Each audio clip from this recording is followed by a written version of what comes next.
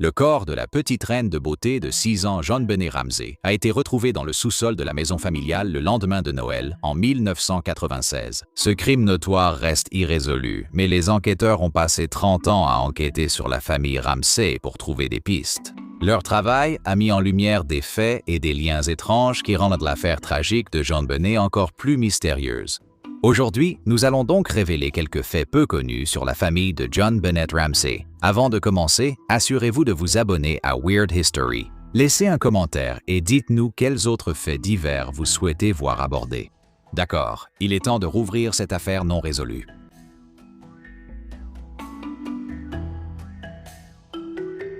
JonBenét Ramsey a été tuée chez elle à Boulder, dans le Colorado, entre le 25 et le 26 décembre 1996. Hormis quelques traces d'ADN non concluantes et une étrange lettre de rançon, la police disposait de très peu de preuves. Ainsi, la famille Ramsey elle-même a immédiatement attiré l'attention des enquêteurs et des médias. La famille proche de JonBenét comprenait son père John Ramsey, sa mère Patsy Ramsey et son frère de 9 ans, Burke Ramsey. Il y avait aussi son demi-frère aîné, John Andrew Ramsey, qui était le fils de John d'un précédent mariage. Et à un moment ou à un autre, ils ont tous été soupçonnés. Des rumeurs sur l'implication d'un membre de la famille circulent encore aujourd'hui dans l'opinion publique.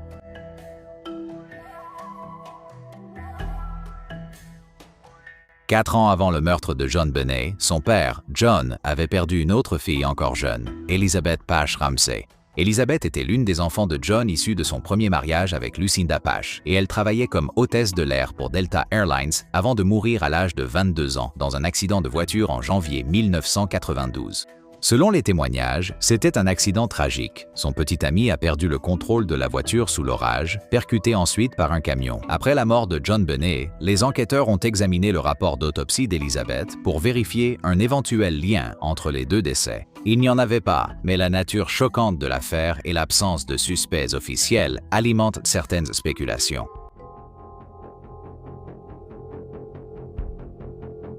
Près de 20 ans avant le meurtre de JonBenét, sa mère, Patsy Ramsey, a été couronnée Miss Virginie occidentale lors d'un concours de beauté en 1977. Patsy a grandi dans le milieu des concours de beauté et ce qui était un mode de vie pour elle est rapidement devenu un sujet de critique lors de l'enquête sur le meurtre de sa fille.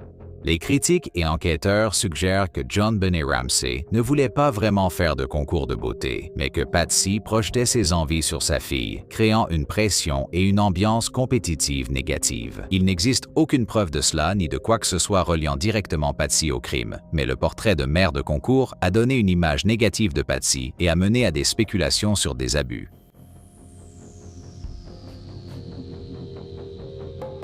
John Ramsey a souvent dit que les concours de beauté étaient un moyen pour JonBenét et Patsy de renforcer leur lien.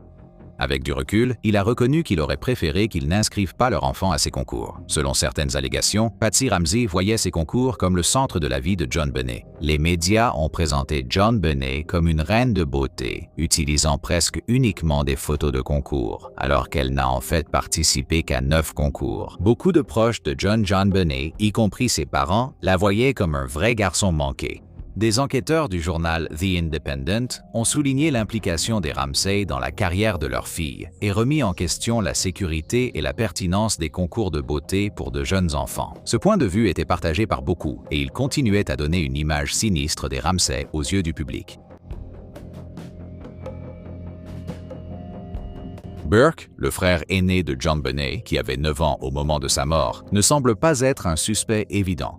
Cependant, il a éveillé les soupçons des enquêteurs après la découverte de ses comportements troublants. Par exemple, Burke avait une obsession scatologique et étalait ses excréments dans toute la maison. Des preuves ont montré que ces excréments étaient sur une boîte de bonbons offerte à JonBenét pour Noël. La femme de ménage se rappelait que Burke avait déjà sali un mur de la salle de bain avec ses excréments et, lors de l'enquête, elle a déclaré avoir trouvé une matière fécale de la taille d'un pamplemousse dans le lit de JonBenét qu'elle pensait provenir de Burke. Un rapport de Vanity Fair révèle que des empreintes digitales sur les lieux montrent que, la nuit du meurtre, Burke s'est préparé une collation d'ananas, lait et thé. Théoriquement, JonBenét aurait pu voler un morceau du fruit parce que c'était son dessert préféré, et cette petite offense aurait pu être le déclencheur des événements macabres qui ont suivi. Cependant, cela reste de la spéculation. Jean-André Ramsey était un fils aîné issu du premier mariage de Jean Ramsey, et il a joué un rôle inattendu dans l'enquête sur le meurtre. La police a retrouvé la valise de Jean-André près de la scène du crime, alors que les Ramsey n'y rangeaient jamais leurs bagages. Encore plus étrange, le contenu de la valise incluait une couverture portant le sperme de Jean-André. Étant donné que le corps de John Jonbenet montrait des signes d'agression, Jean-André a été brièvement considéré comme un suspect, mais il a finalement été innocenté de toute implication dans le meurtre. Qu'en est-il de l'emplacement inhabituel de la valise? Les enquêteurs ont pensé que le suspect avait tenté d'y mettre le corps de John Benet, mais, pour une raison inconnue, l'a laissé sur place.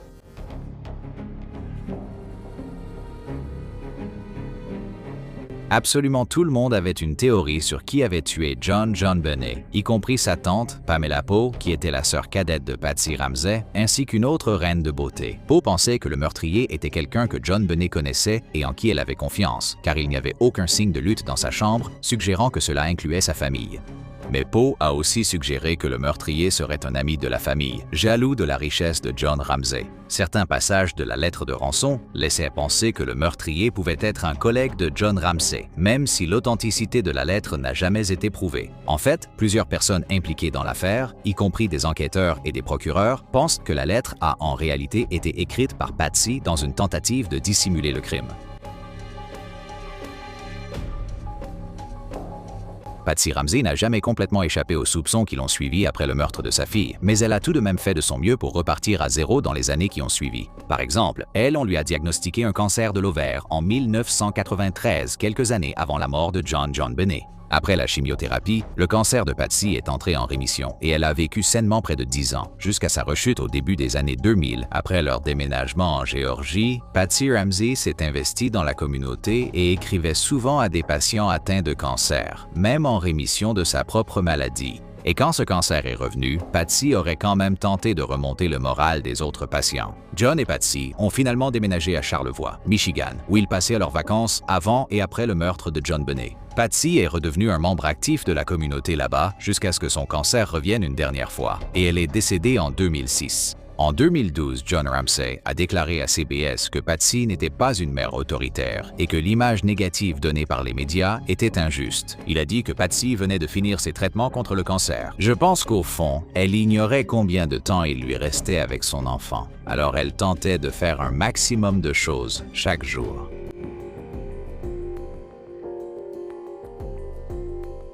Contrairement à ses parents, Burke Ramsey est resté largement à l'écart du public durant l'enquête sur le meurtre et ses suites. En 2016, il a fait quelques apparitions et a reconnu avoir voulu éviter les projecteurs. En 2018, Burke était ingénieur informatique, travaillant apparemment à domicile. Burke mettait peut-être des excréments dans le lit de sa sœur, mais il prétendait l'aimer. Dans une interview de 2016 commémorant le 20e anniversaire du meurtre de John Benet, Burke a même affirmé qu'il avait continué à parler à sa sœur pendant des années après sa mort. Burke a aussi dit qu'il pensait que Patsy et John Benet étaient réunis au paradis et veillaient sur lui. Il a précisé qu'à l'école, il demandait parfois l'aide de John Benet pour ses examens et souhaitait souvent être avec elle. La vie très privée de Burke pourrait expliquer son comportement étrange lors de ses rares interviews. Après une interview en 2016 avec le Dr Phil McGraw, par exemple, McGraw a dû assurer aux médias que Burke était extrêmement nerveux devant la caméra, ce qui expliquait pourquoi il souriait en parlant du meurtre de sa sœur. En décembre 2016, Burke Ramsey a intenté un procès de 750 millions de dollars contre CBS à cause des déclarations faites dans le documentaire L'affaire John Benet Ramsey. Burke pensait que le documentaire faisait croire à tort qu'il avait tué accidentellement sa sœur. Il était tellement en colère à ce sujet qu'il a même intenté un autre procès de 150 millions de dollars contre l'un des pathologistes qui est apparu dans le documentaire et qui a affirmé avec conviction que Burke était le meurtrier de John Benet. CBS affirme que les émissions sur les affaires non résolues désignent souvent des personnes, ce qui diffère, selon eux, d'une accusation formelle de meurtre. La demande de la chaîne de rejeter l'affaire a été refusée en 2018, puis le procès a été réglé à la satisfaction de tous.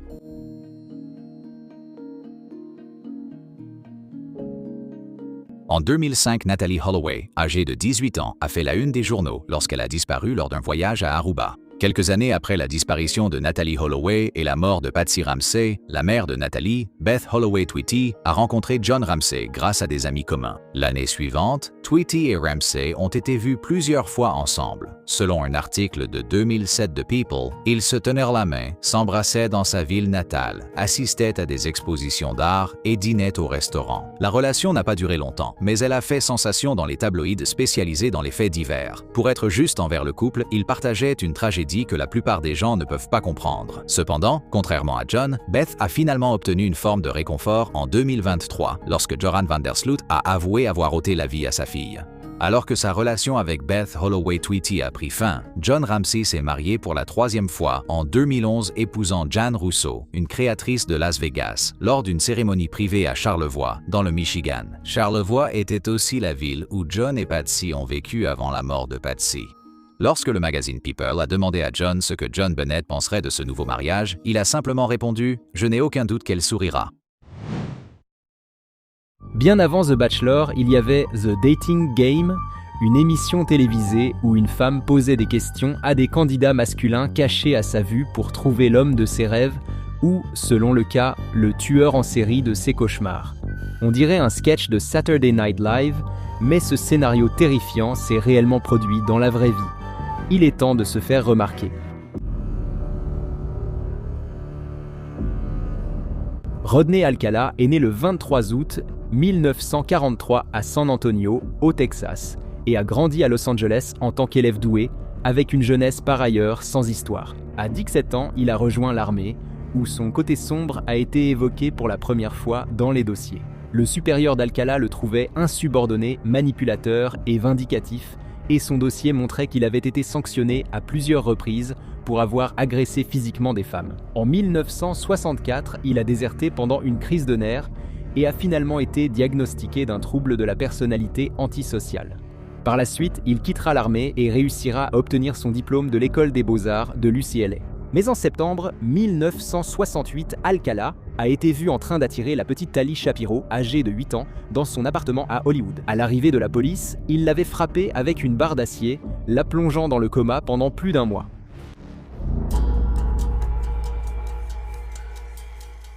La police a réussi à sauver Tali Shapiro, mais Alcala avait fui les lieux ainsi que l'État. Il allait traverser tout le pays jusqu'à New York, où il s'inscrirait à l'école de cinéma de la NYU sous le pseudonyme de John Berger. Ironiquement, pendant qu'il était là-bas, Alcala suivrait un cours donné par Roman Polanski, le célèbre réalisateur qui lui aussi fuirait le pays 10 ans plus tard pour éviter d'être inculpé de crimes sexuels. Quelles sont les chances ? En 1971, Alcala a obtenu un emploi à la Blue Cross Blue Shield Association, où il travaillait aux côtés d'un homme nommé Richard Cottingham. Bientôt mieux connu du public sous le nom de tueur au torse ou le Ripper de Times Square, Cottingham serait finalement condamné pour 18 meurtres et revendiquera la responsabilité de plus de 60 autres, aucune preuve qu'il connaissait les crimes de l'autre ni qu'ils étaient amis. Mais on peut supposer que Blue Cross a modifié sa politique de recrutement après cela. 1971 serait également l'année du premier meurtre connu d'Alcala, qui eut lieu le 12 juin lorsqu'il étrangla Cornelia Crillet, une hôtesse de l'air de la TWA âgée de 23 ans, dans son appartement à Manhattan. Malheureusement, Alcala ne serait relié à ce crime qu'en 2011, soit 40 ans plus tard. Son agression contre Tali Shapiro, 8 ans, l'a fait figurer sur la liste des personnes les plus recherchées du FBI, affichant son visage sur des avis de recherche dans les bureaux de poste et permettant à 2 enfants de le reconnaître. Il a été arrêté et extradé vers la Californie pour être jugé pour son attaque contre Tali Shapiro. La mère de Tali a refusé que sa fille témoigne, si bien qu'Alcala n'a été condamné que pour une accusation mineure concernant l'enfant. Il a été condamné à 3 ans de prison, mais n'a purgé que 17 mois avant d'être libéré. On dirait qu'ils auraient peut-être dû le garder plus longtemps. Moins de 8 semaines après, Alcala a été arrêté pour l'agression d'une fille de 13 ans. Malgré son statut de récidiviste dangereux, il était de retour dans la rue en 1976 à peine, 2 ans plus tard. Vu la facilité avec laquelle le système pénal californien traitait Alcala, il n'est pas étonnant que son agent de probation ait jugé acceptable qu'il parte s'installer à New York. Quel mal pourrait-il faire là-bas ? Eh bien, puisque vous le demandez, selon la police de New York, une semaine après le retour d'Alcala dans la grosse pomme, il aurait assassiné Ellen Jane Hoover, âgée de 23 ans, qui se trouvait être la filleule des légendes du Rat Pack Dean Martin et Sammy Davis Jr. Lors de l'interrogatoire, Alcala a admis la connaître et d'autres preuves l'ont relié à sa disparition. Mais sa culpabilité dans ce meurtre n'a jamais été clairement prouvée. Sans surprise, Alcala n'est pas resté longtemps à New York. Il est retourné à Los Angeles en 1978 et a enchaîné plusieurs emplois, y compris un court passage comme typographe au Los Angeles Times. À cette époque, Alcala a aussi été interrogé dans l'affaire des meurtres du Hillside Strangler en raison de son statut de délinquant sexuel. Bien qu'il paraisse être un suspect idéal, la police a exclu Alcala, découvrant que 2 hommes complices étaient les vrais coupables. Mais Al Alcala ne restait pas non plus à l'écart des ennuis. Il se présentait frauduleusement comme photographe de mode professionnel pour tromper des centaines d'hommes et de femmes, dont plusieurs mineurs, et les convaincre de poser nus. Il a ensuite partagé ses photos avec ses collègues, et lorsqu'on l'a interrogé sur les images de mineurs, Alcala a insisté en disant que les parents du modèle l'avaient engagé pour prendre les photos, ce qui est une mauvaise excuse. Cela signifie que davantage de personnes devraient aller en prison, pas seulement toi, Rodney. Beaucoup des personnes figurant dans sa collection de photos restent non identifiées. Les enquêteurs estiment qu'au moins certaines étaient probablement ses victimes. C'est après tout cela, en septembre 1978, que Rodney Alcala a été choisi pour participer à la toute nouvelle émission de rencontre. Pour ceux qui n'ont pas grandi dans les années 70, le jeu de rencontre était animé par Jim Lange. Des célibataires, souvent des femmes, posaient des questions à 3 candidats du sexe opposé pour mieux les connaître. Comme le reste de l'émission, questions et réponses étaient souvent pleines de sous-entendus.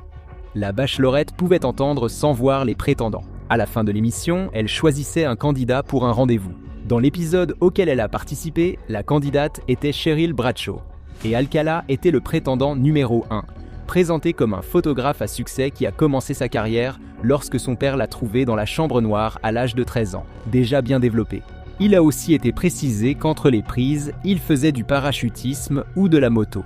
La description a omis de mentionner qu'à ce moment-là, Alcala était un tueur en série actif, ayant déjà ôté la vie à Jill Terry Barkham, âgée de 18 ans, et à Georgia Marie Wickstead, âgée de 27 ans, ainsi qu'à d'autres victimes potentielles. Mais comme personne ne semblait être au courant de cela, Bradshaw a demandé joyeusement à Alcala de décrire quel type de plat il serait, ce à quoi il a répondu « On m'appelle la banane, et j'ai vraiment l'air appétissant, épluche-moi ». Bradshaw a trouvé cela drôle, et dans ce qui aurait facilement pu devenir la pire décision de sa vie, elle a choisi Alcala comme cavalier. Oui, non seulement un tueur en série était candidat dans The Dating Game, mais il a même gagné. Je me demande ce que les autres candidats ont ressenti face à Alcala. L'un des autres candidats a parlé à Alcala et le décrira plus tard comme un type particulièrement flippant dans ma vie. Et il n'était pas le seul à le penser. Malgré le fait qu'elle l'ait choisi comme gagnant, Bradshaw a immédiatement changé d'avis après avoir rencontré Alcala en face à face. Elle trouvait son comportement inquiétant. Finalement, ils n'ont pas eu ce rendez-vous.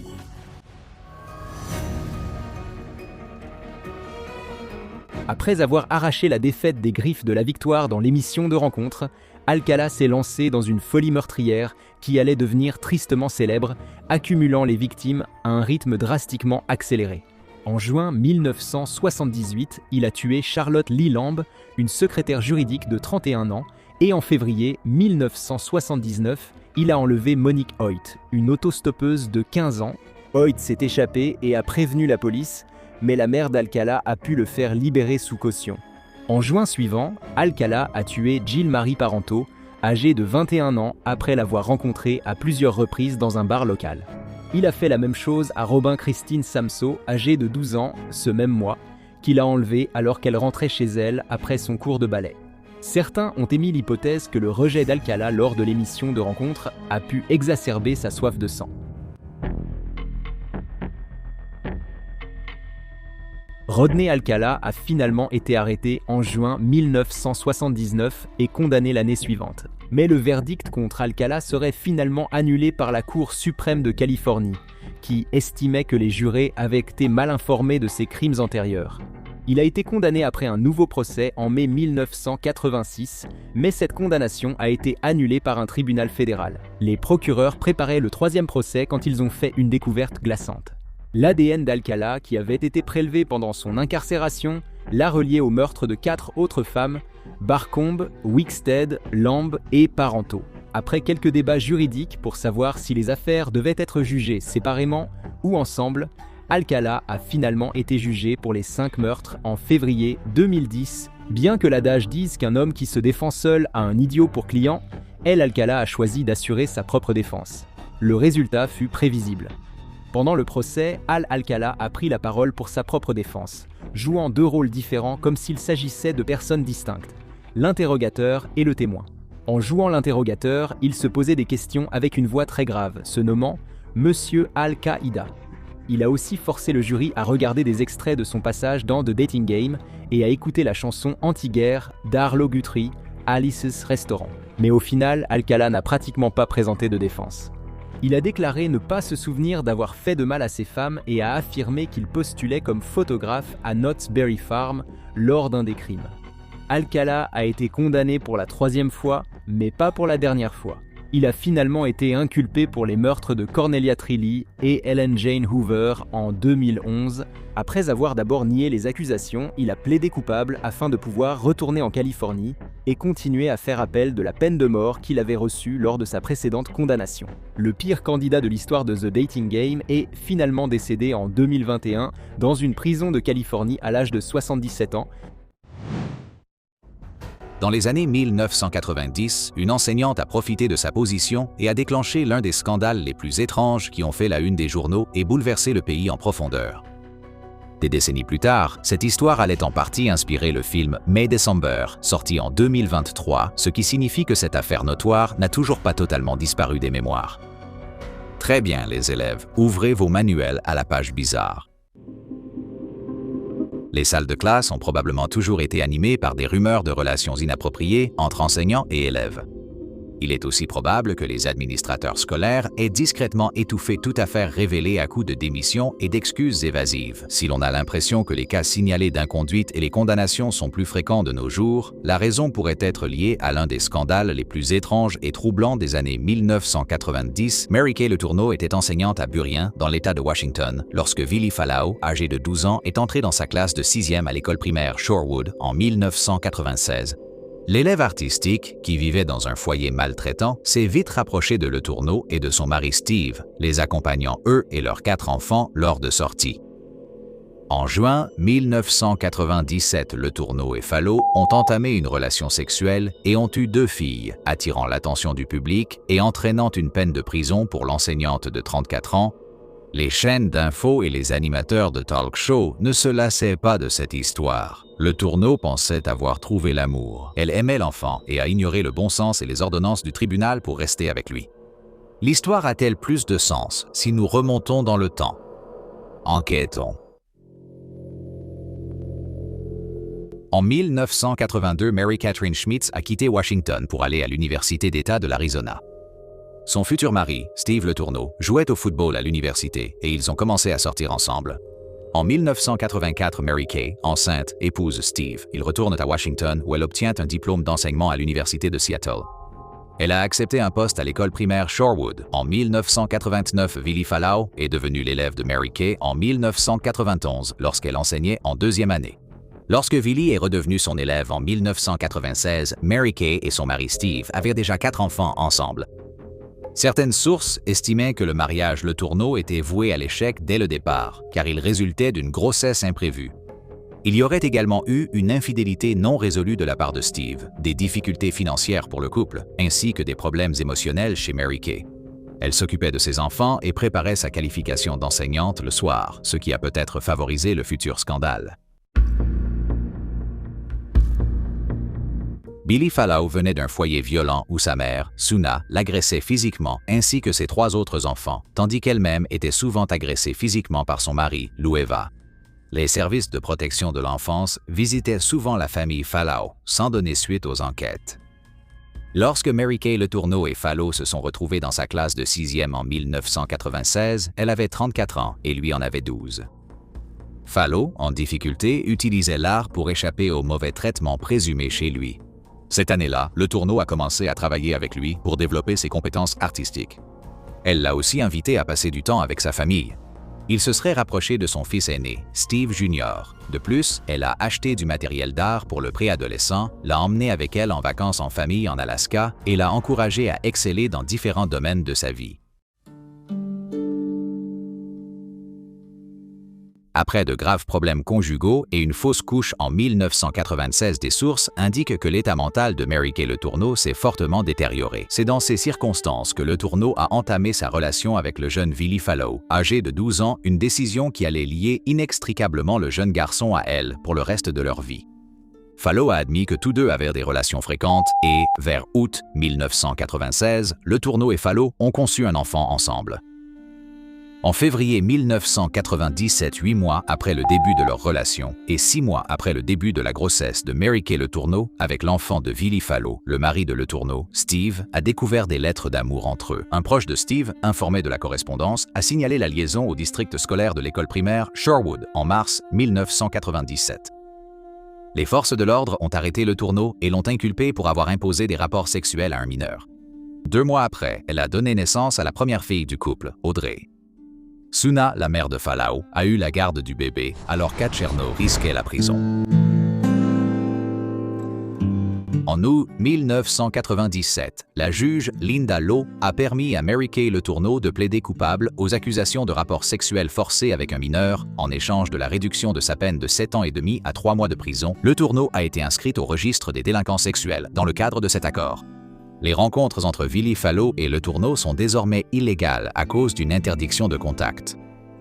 Après la libération de Letourneau en janvier 1998, le couple s'est rapidement retrouvé.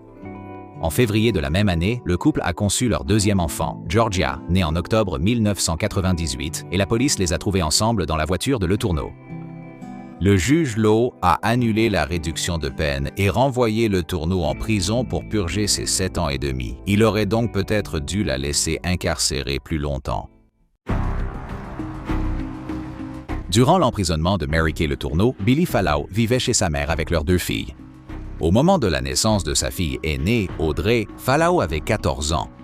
Georgia est née 1 an plus tard, alors que Letourneau était en prison et que l'adolescent gérait à la fois paternité et adolescence. Fallow a donc déclaré que son entourage l'avait persuadé d'intenter un procès à l'école et d'affirmer qu'il n'aimait plus la mère de ses enfants ni ne voulait de relation avec elle. En 2002, Fallow a déclaré sous serment qu'il avait perdu ses sentiments pour elle et a accusé le système scolaire pour leur relation illégale. Lui et sa mère ont poursuivi le district scolaire de Highline, mais les jurés ont jugé le district non responsable et Fallow n'a reçu aucun dédommagement. En août 2004, 2 ans après que Willie Fallow a affirmé qu'il n'aimait plus Mary Kay Letourneau est sorti de prison. Les deux n'ont pas perdu de temps pour se retrouver. Fallow a d'abord demandé l'annulation de l'ordonnance d'interdiction de contact entre lui et Letourneau. Une fois la demande acceptée, ils ont prévu un mariage en mai 2005 dans un domaine viticole à Woodinville, dans l'État de Washington. Fallow était désormais majeur et plus de 200 invités ont assisté aux noces. Espérons que personne n'a parlé de leur rencontre dans les discours.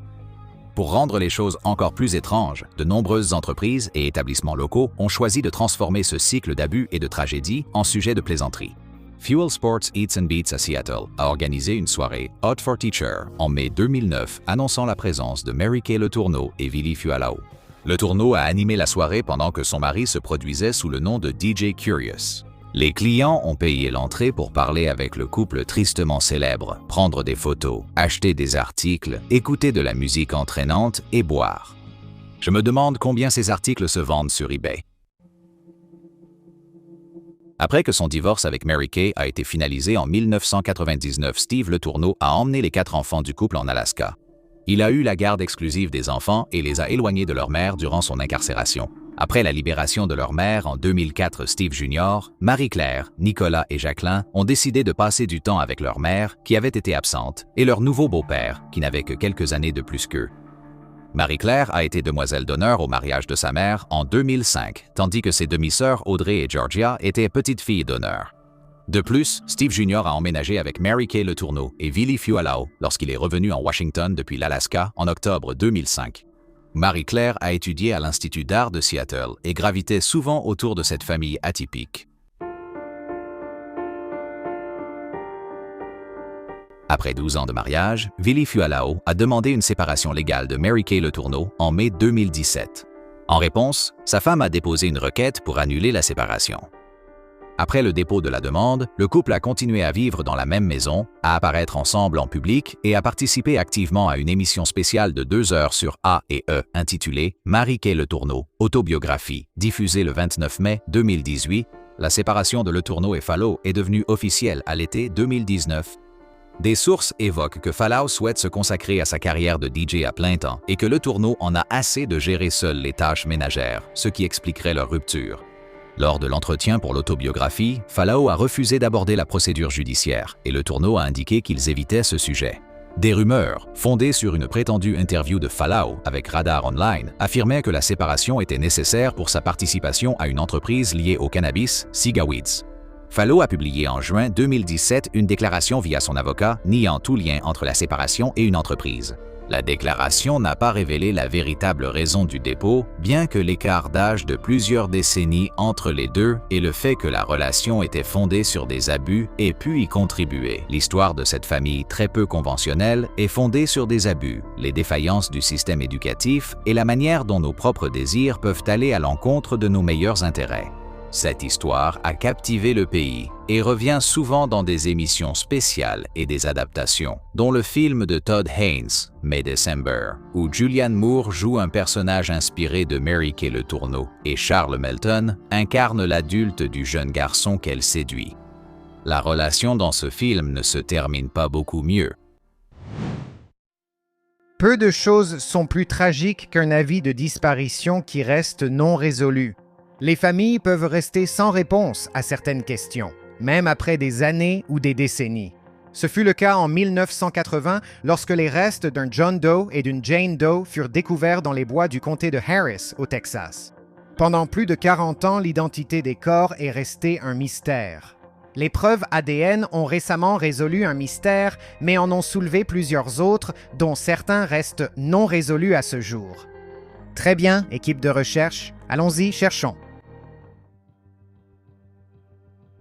En 1978, le talentueux ébéniste Harold Dean Klaus Jr. a rencontré Tina Gayle Lynn grâce à leurs frères et sœurs aînés qui sortaient déjà ensemble, ce qui est typique des petits frères et sœurs. Le jeune couple a entamé une romance après avoir découvert de nombreux centres d'intérêt communs et ils se sont finalement mariés en juin 1979 à New Smyrna Beach, en Floride. Le couple était ensuite ravi d'apprendre qu'ils attendaient un enfant pour la nouvelle année. La petite Holly est née en janvier 1980 et a immédiatement été choyée par ses parents aimants, ses tantes, ses oncles et ses grands-parents. Cependant, peu de temps après, Dean a trouvé un emploi dans la construction de maisons pendant le boom immobilier du début des années 80 et il a embarqué sa femme, sa jeune fille et toutes leurs affaires dans son AMC Concorde Bordeaux 2 portes de 1978 pour entreprendre le voyage vers Dallas-Fort Worth, au Texas, et commencer leur nouvelle vie. Malheureusement, l'état de l'étoile solitaire leur réservait un destin différent et tragique. Dean et Tina, qui auraient pu avoir un nom de célébrité comme Dina ou Teen, ont d'abord emménagé chez le cousin de Dean à Louisville pour le début de leur vie texane, avant de finir par avoir leur propre logement. Les lettres envoyées à la famille en Floride étaient régulières pendant le dernier trimestre de 1980, les Klaus tenant leurs proches informés de leurs aventures texanes, des opportunités d'emploi et bien sûr des nouvelles et des photos de la petite Holly. Aujourd'hui, téléphone portable et réseaux sociaux facilitent le contact avec ses proches, tandis qu'autrefois, seul le courrier ou le téléphone fixe existait, sans possibilité d'envoyer de photos avec un téléphone des années 1980. Selon la sœur de Tina, ils n'ont occupé leur nouveau logement que 2, peut-être 3 semaines avant de sembler disparaître. Tina avait envoyé une lettre juste avant Noël 1980 qui s'est avérée être la dernière lettre jamais envoyée par la famille Klaus. Après cela, les 3 membres de la famille Klaus ont tout simplement disparu. Bien que les circonstances de la disparition de la jeune famille soient restées un mystère, ce n'était pas forcément inattendu. Grâce aux convictions religieuses parfois affichées par Dean Klaus et le groupe religieux appelé la Famille du Christ, quand il était jeune adulte, Dean pouvait souvent être vu en train de traîner avec des individus vêtus de robes blanches que sa famille appelait avec dérision des Illuminés de Jésus. Ces individus, appelés sans détour la famille du Christ, formaient un groupe fondé par Charles Franklin McHugh, qui portait le surnom direct de Lightning Amen. Lightning Amen et sa communauté croyaient en la non-violence, détestaient le matérialisme et pratiquaient l'abstinence sexuelle. À une époque où des groupes marginaux plus extrêmes faisaient la une des journaux, comme le Temple du peuple de Jim Jones, qui s'était effondré dans le meurtre et le suicide collectif 2 ans plus tôt, la famille du Christ paraissait relativement inoffensive. On pense que Dean et Tina ont rejoint le groupe peu de temps après leur arrivée au Texas et sont même allés jusqu'à les suivre jusqu'à leur camp à environ 65 km de Yuma, en Arizona. On ignore comment la famille est arrivée en Arizona ou pourquoi elle est repartie puis revenue au Texas, mais on pense qu'à un moment donné, ils se sont séparés du groupe de la famille du Christ. Les familles de Dean et Tina ont toutes deux tenté de signaler leur disparition, mais c'est là que l'histoire devient encore plus étrange. En raison de la croyance selon laquelle la famille avait rejoint une secte religieuse, la police a émis l'hypothèse que Dean, Tina et la petite Holly menaient simplement une vie de nomade, errant d'un endroit à l'autre et n'a pas pris le signalement au sérieux.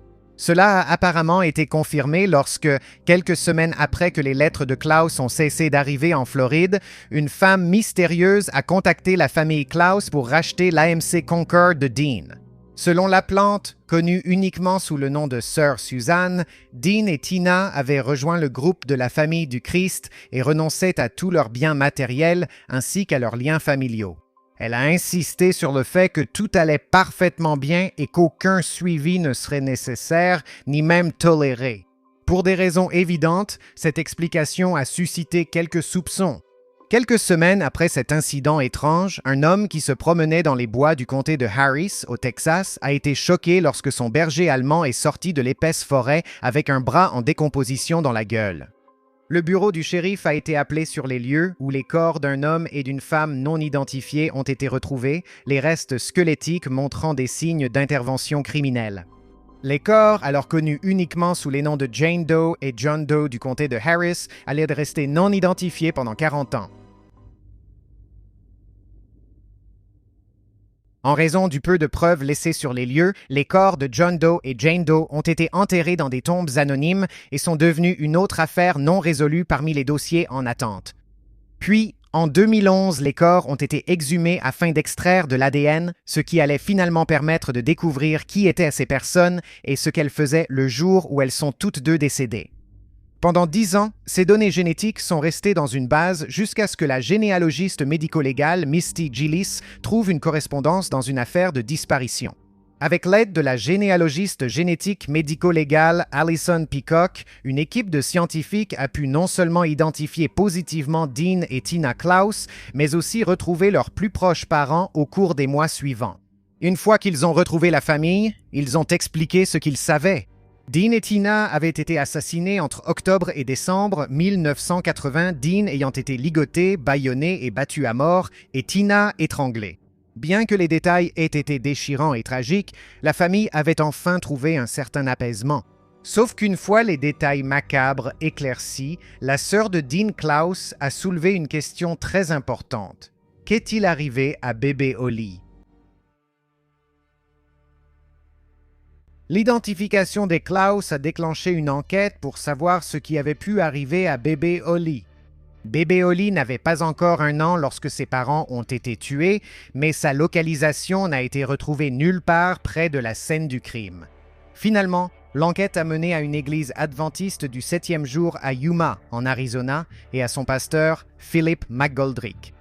Selon McGoldrick, un jour de novembre 1983, 3 femmes vêtues de robes blanches se sont approchées de son église avec une petite fille et lui ont dit qu'en raison du mode de vie nomade de leur église, elles ne pouvaient pas élever l'enfant. Le trio, dont l'une, selon McGoldrick, aurait pu être Tina, a remis le bébé au pasteur accompagné d'un document par lequel elles renonçaient à tous leurs droits, puis elles n'ont plus jamais été revues. McGoldrick, s'inspirant de l'histoire du bébé Moïse flottant sur le Nil, a décidé d'élever la petite fille comme sa propre enfant au sein de l'Église. Il a fini par révéler qu'elle n'était pas sa fille biologique, mais qu'il n'avait aucune idée de ce qu'étaient devenus les parents biologiques de Holly. Aucun d'eux ne pouvait connaître les circonstances tragiques de son adoption. Dans un retournement de situation ironique mais heureux, la jeune Holly a finalement vécu sa vie au sein d'une famille aimante, totalement inconsciente du fait qu'une recherche nationale était en cours pour la retrouver. En 2022, l'unité des affaires non résolues et des personnes disparues du procureur général du Texas tentait activement de découvrir ce qui était arrivé à la petite fille des Klaus. Je veux dire, elle avait moins d'1 an. Ce n'est pas comme si elle avait pu aller bien loin à pied. Finalement, le certificat d'adoption mentionné précédemment pour la petite Holly a été la dernière pièce du puzzle dont les enquêteurs avaient besoin pour enfin découvrir où elle se trouvait pendant tout ce temps. Après une ordonnance du tribunal permettant d'obtenir le certificat en Floride, ce certificat d'adoption a mis les enquêteurs en contact avec Philip McGoldrick, son épouse Constance et finalement leur fille adoptive, Holly. McGoldrick et Holly vivaient en Oklahoma à l'époque, donc une réunion sur Zoom a été organisée et Holly a pu rencontrer sa famille biologique pour la première fois en 40 ans. Holly s'est rapprochée de la mère de Dean, Donna, et se sent bénie non seulement d'avoir été épargnée du même sort que ses parents biologiques, mais aussi d'avoir pu retrouver le reste de sa famille après tant d'années. Un retard de 40 ans de cadeau d'anniversaire de tes grands-parents, ce n'est pas si mal, c'est le moins qu'ils pouvaient faire. Malheureusement, la personne responsable du destin tragique de Dean et Tina reste inconnue et, vraisemblablement, court toujours en liberté. La probabilité que cela arrive diminue chaque année. Alors que Philip McGoldrick a été brièvement considéré comme un suspect, il a été innocenté de tout acte répréhensible et se trouvait simplement au bon endroit au bon moment lorsque Holly a été confiée à l'adoption. La sergente Rachel Katting, enquêtrice à l'unité des affaires non résolues et des personnes disparues du procureur général du Texas, avait également interrogé environ 50 membres actuels et anciens du groupe religieux Christ Family, dans l'espoir de trouver des informations sur ce qui est arrivé à Dean et Tina, mais jusqu'à présent, leur implication dans le groupe semble être sans rapport, et Katting est convaincue qu'aucune preuve n'indique que l'Église soit impliquée dans la mort du couple. La théorie dominante est que les Klaus faisaient de l'autostop et ont accepté d'être pris en stop par la mauvaise personne. L'affaire semble être au point mort après 40 ans. Cependant, jusqu'à très récemment, il semblait impossible que bébé Holly réapparaisse un jour. Donc, même si cette affaire étrange est peut-être au point mort, elle est loin d'être classée. Pour un adulte curieux au goût varié, choisir une cuisine préférée, sans parler d'un seul plat favori, peut s'avérer un défi de taille. Choisir le tout dernier plat que vous mangerez de votre vie est encore plus difficile. Optez-vous pour des Big Mac à volonté ou quelque chose de plus raffiné? Ou les deux? Très bien. Dernier repas du condamné. En septembre 1995, Dennis Wayne Bagwell et sa petite amie, Victoria Woolford, sont allés chez sa mère dans le comté de Wilson, au Texas, dans l'espoir d'emprunter de l'argent. Pendant que Woolford se détendait dans une petite caravane sur la propriété, Bagwell est entré dans la maison et ce qui s'est passé ensuite s'est transformé en carnage. Bagwell a été reconnu coupable d'avoir tué 4 personnes, dont sa mère et un jeune enfant, et a ensuite été condamné pour un 5e meurtre sans lien, qui a eu lieu dans un bar où il travaillait. Néanmoins, il a maintenu son innocence jusqu'à la fin de sa vie, déclarant aux journalistes qu'ils allaient exécuter un homme innocent la veille de l'exécution de sa peine en 2005. Pour son dernier repas, Bagwell a consommé un festin énorme comprenant un steak, du poulet frit, des côtes de porc barbecue, une douzaine d'œufs brouillés avec des oignons, des pommes de terre sautées avec des oignons, des rondelles d'oignons, du bacon, des tomates tranchées, 2 hamburgers garnis de nombreux ingrédients et une salade avec une sauce ranch. Il y avait aussi une tarte à la pêche en dessert, accompagnée de lait, de café et de thé glacé sucré à boire. Oui, il ne comptait pas ses calories à ce moment-là. En 2011, le vagabond et trafiquant de drogue Stephen Michael Woods Jr. a été exécuté par l'État du Texas pour le double meurtre de Ronald Whitehead, 21 ans, et Bettina Braz, 19 ans. Le duo a été retrouvé près d'un terrain de golf dans le comté de Denton. En 2001, Woods a maintenu son innocence jusqu'à la fin de sa vie. Bien qu'il ait reconnu avoir été présent lorsque Whitehead et Braz ont été attaqués, il a insisté sur le fait que c'était en réalité son ami Marcus Rhodes qui était responsable de leur mort. Pour son dernier repas, Jones a fait une demande élaborée qui aurait de quoi exploser l'estomac. Cela comprenait des tranches de bacon, une grande pizza garnie de bacon supplémentaire, ainsi que de la saucisse, du pepperoni et du bœuf haché, des hamburgers individuels garnis de bacon en plus, des filets de poulet frits, un steak pané, des bâtonnets de pain à l'ail et de la glace. Pour faire passer tout ça, il a demandé du Mountain Dew, du Pepsi, de la root beer et du thé sucré et probablement aussi quelques Toms. Si tes parents inspectaient toujours tes bonbons d'Halloween à la recherche de lames de rasoir, c'est à cause de Ronald Clark O'Brien. Lors de Halloween de 1974, il a empoisonné son fils de 8 ans, Timothy, avec un tube de Pixie Sticks qu'il avait contaminé avec du cyanure de potassium. Pour tenter de dissimuler le crime, O'Brien a également donné les bonbons empoisonnés à sa fille et à 3 autres enfants. Mais heureusement, aucun d'eux n'en a mangé. O'Brien espérait toucher une assurance vie pour l'aider à régler plus de 100 000 $ de dettes impayées. Et il a essayé d'inventer une histoire selon laquelle les enfants auraient reçu les bonbons empoisonnés d'un voisin au hasard pendant qu'il faisait du porte-à-porte pour Halloween. Une fois que la police a découvert ses dettes importantes et le fait qu'il avait souscrit des assurances vie sur ses jeunes enfants, ils ont désigné un suspect principal. Lorsque des connaissances chimistes de O'Brien ont confirmé qu'il leur avait demandé spécifiquement comment se procurer du cyanure et quelle quantité pouvait être mortelle pour un humain, son plan tordu est devenu difficile à nier. En 1975, un jury n'a mis que 46 minutes pour déclarer O'Brien coupable, et il a été exécuté par injection létale en 1984. Pour son dernier repas, O'Brien n'a demandé aucun bonbon d'Halloween.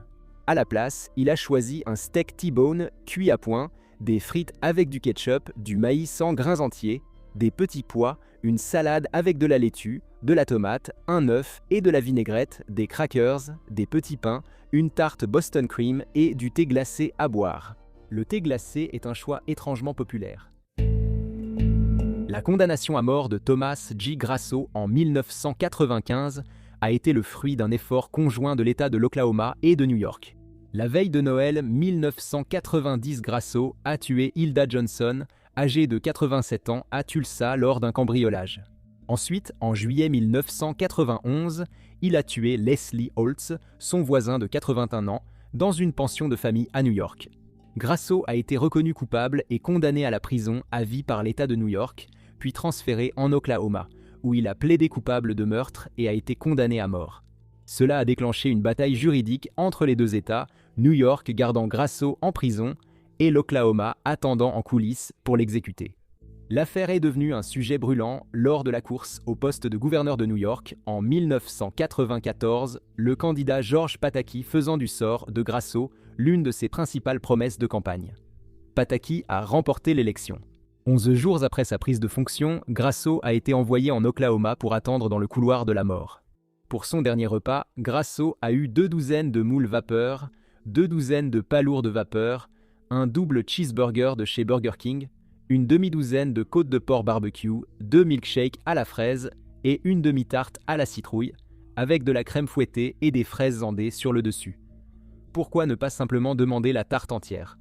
Mais un dernier élément a fait polémique. Grasso a reçu une boîte de 450 grammes de spaghettis aux boulettes de viande qui ont été servis à température ambiante.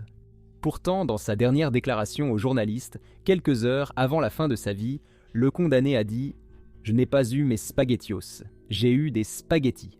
Je veux que la presse le sache. » En 1981, Marion Albert Pruitt a ôté la vie à 5 personnes en une seule année lors d'une virée meurtrière à travers 4 États, y compris sa femme de fête et 3 employés de supérette.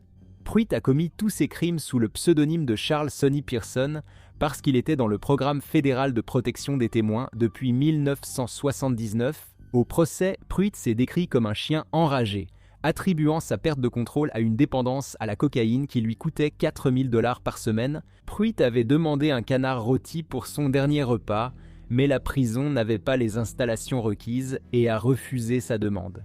En second choix, il a opté pour une assiette composée d'aubergines frites, de courges frites et de gombo frit, accompagnée de quelques plats de restauration rapide, 4 Whoppers de Burger King avec des frites et une pizza à croûte farcie de Pizza Hut. Le repas a été servi avec 3 bouteilles de 2 litres de Pepsi et l'ensemble s'est terminé par une tarte au pacane entière. Thomas Grasso aurait pu en tirer une ou 2 leçons. En 1984, l'avocat George Crooks s'est rendu à l'appartement de Robert Dale Conklin, un homme qu'il fréquentait occasionnellement. Mais cette nuit-là, tout a dégénéré violemment. 2 jours plus tard, un agent d'entretien fouillant les bennes à ordures de l'immeuble a découvert des restes humains entassés dans des sacs poubelles noirs. Une fouille minutieuse de la benne à ordures par les autorités a aussi révélé des couteaux, des vêtements et de la literie ensanglantée, des tournevis, de la corde, un portefeuille, des cartes de crédit et d'autres effets personnels de George Crooks. La police a aussi découvert dans la chambre de Conklin un livre expliquant comment découper et se débarrasser d'un corps si leurs soupçons n'étaient pas déjà éveillés. Conklin a opté pour une cuisine plus raffinée que la plupart des détenus de notre liste pour son dernier repas. Il a demandé un filet mignon enrobé de bacon, des crevettes sautées au beurre, à l'ail avec du citron, une pomme de terre au four avec toutes les garnitures, un épi de maïs, des asperges avec une sauce hollandaise, du pain avec du beurre, du fromage de chèvre, du cantalou, une tarte aux pommes avec de la glace à la vanille et, bien sûr, du thé glacé à boire. Ronnie Lee Gardner a été arrêté pour avoir mortellement abattu Melvin John Otterstrom, un barman de 37 ans, lors d'un braquage à Salt Lake City, dans l'Utah. Mais sa série de crimes ne s'est pas arrêtée là. Lors de son transfert au tribunal, il a tenté de s'évader et a tué par balle Michael Burdell, un avocat de 36 ans, avec un pistolet qu'il avait introduit en contrebande. Gardner a été reconnu coupable des 2 meurtres. Condamné à perpétuité pour le meurtre d'Otterstrom, il a reçu la peine de mort pour l'assassinat de Burdell. Lorsque sa sentence a été exécutée en 2010, Gardner est devenu le premier Américain à être exécuté par un peloton d'exécution depuis 14 ans. La famille du défunt Michael Burdell a en fait déposé un recours juridique au nom de Gardner, car Burdell était un pacifiste opposé à la peine de mort. Néanmoins, l'État a maintenu son projet. Gardner a profité d'un dernier repas relativement modeste. 48 heures avant son exécution, composé de steak, queue de homard, tarte aux pommes, glace à la vanille et 7-up. C'est ce qu'il a fait après qui était inhabituel. Gardner a jeûné pour le reste de son temps sur Terre, lisant le roman policier de David Baldacci, Justice Divine, et regardant la trilogie cinématographique Le Seigneur des Anneaux de Peter Jackson. En juin 1988, James Byrd Jr. a été brutalement attaqué par 3 suprémacistes blancs dans un crime notoire qui a fait la une des journaux nationaux et a contribué à inspirer la loi fédérale historique de 2009 sur les crimes haineux, le Matthew Shepard and James Byrd Jr. Hate Crimes Prevention Act. L'un des 3 auteurs, Sean Berry, a été condamné à la prison à vie pour son rôle dans l'attaque. Les 2 autres, John King et Lawrence Brewer, ont tous 2 été exécutés par l'État du Texas, Brewer en 2011 et King en 2019. La dernière demande de repas de Brewer était extraordinairement élaborée, comprenant 2 steaks panés au poulet avec sauce et oignons émincés, un triple cheeseburger, une omelette au fromage avec du bœuf, des tomates, des oignons, des poivrons et des jalapenos, du gombo frit avec du ketchup, une livre de différentes viandes barbecue, servie avec une demi-miche de pain blanc, 3 fajitas entièrement garnis, une pizza Meat Lovers, une plaque de fudge au beurre de cacahuète avec des cacahuètes concassées sur le dessus, une pinte de glace à la vanille Bluebell et 3 root beers. Cependant, une fois ce festin extravagant arrivé, Brewer a annoncé qu'il n'avait pas faim et ne pouvait pas manger. Toute la nourriture a été jetée. Donc, en plus d'être un criminel vicieux, Brewer était aussi un provocateur. Le sénateur d'État John Whitmire était tellement indigné par ce festin gaspillé qu'il a officiellement demandé à l'État de cesser complètement de prendre les demandes de dernier repas. Le directeur exécutif des prisons du Texas a accepté, mettant ainsi fin définitivement à cette pratique et faisant du dernier repas jamais consommé de Brewer un véritable dernier repas dans tous les sens du terme. Aujourd'hui, la famille Getty est surtout associée à ces immenses collections d'œuvres d'art, surtout si vous vivez à Los Angeles, où le musée Getty Center domine la partie ouest de la ville comme un mont Olympe moderne. Mais avant que leur nom ne devienne synonyme d'art, les Getty étaient surtout connus comme la famille riche qui avait refusé de payer la rançon lorsque l'un des leurs avait été enlevé. Cette histoire a inspiré à la fois le film récent de Ridley Scott, Tout l'argent du monde, et la mini-série FX Trust. Mais ce ne sont là que les versions hollywoodiennes de l'histoire. Les preuves réelles étaient encore plus scandaleuses et tragiques. D'accord, il faut s'enrichir façon Getty ou mourir en essayant.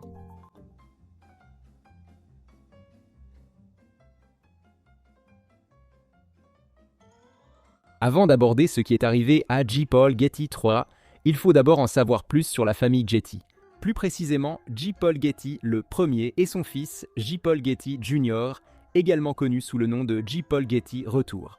Le premier Getty, un homme notoirement avare, a fait sa vaste fortune grâce à des concessions pétrolières dans les années 1910, même avant que l'enlèvement de son petit-fils ne fasse de lui l'un des avares les plus emblématiques de l'histoire. Il existait déjà des histoires sur sa manière de compter chaque sou. Une histoire de longue date indique qu'il avait installé un téléphone public à pièces dans sa maison de Londres pour que les invités l'utilisent, plutôt que de les laisser passer des appels sur sa ligne personnelle. C'est vraiment froid.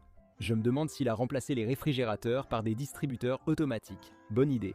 La cinquième épouse de Getty, Teddy Getty Gaston, affirme qu'il l'a forcé à payer de sa propre poche les frais médicaux de leur jeune fils, même après que le garçon ait été diagnostiqué avec une tumeur au cerveau. En 1958, le garçon, Timmy Getty, est décédé à l'âge de 12 ans sans que son père n'assiste même à ses funérailles. Une Teddy Gaston, horrifiée et accablée de chagrin, a divorcé de son mari la même année. Ça semble être un bon choix, Teddy, même si j'espère qu'elle a gardé le nom de famille. Teddy Getty Gaston, ça sonne vraiment bien. Ça pourrait être le nom d'une chaîne de restaurants décontractée à succès. Mais le fait est que J. Paul Getty Sr. était un véritable ogre. C'était le genre de salaud misérable pour lequel on invente de nouveaux jurons. Le fils de Getty, John Paul Getty Jr., a eu 4 enfants avec sa femme Gail Harris. Après le divorce du couple, Junior s'est installé à Rome pour diriger l'entreprise familiale italienne, astucieusement nommée Getty Oil Italiana, et s'est remarié avec l'actrice néerlandaise Talita Paul. Le couple a lutté contre la dépendance pendant des années, et Talita est morte d'une overdose en 1972. La police italienne aurait enquêté sur Junior pour son implication possible dans sa mort, mais il n'a jamais été inculpé. Ce qui nous amène à son fils, J. Paul Getty le troisième, ou simplement Paul. Il est né en 1956 et, à l'âge de 16 ans, il a été expulsé de son école privée et a déménagé à Rome pour se rapprocher de son père. Arrivé sur place, il a travaillé comme figurant sur des tournages et a vendu des bijoux et tableaux. Paul a aussi beaucoup profité de la vie nocturne et des fêtes, comme le ferait tout jeune riche de 16 ans à Rome dans les années 70. Après tout, on ne peut pas regarder des statues indéfiniment. Pendant cette période, Paul a aussi commencé à s'intéresser davantage à la politique et à l'activisme.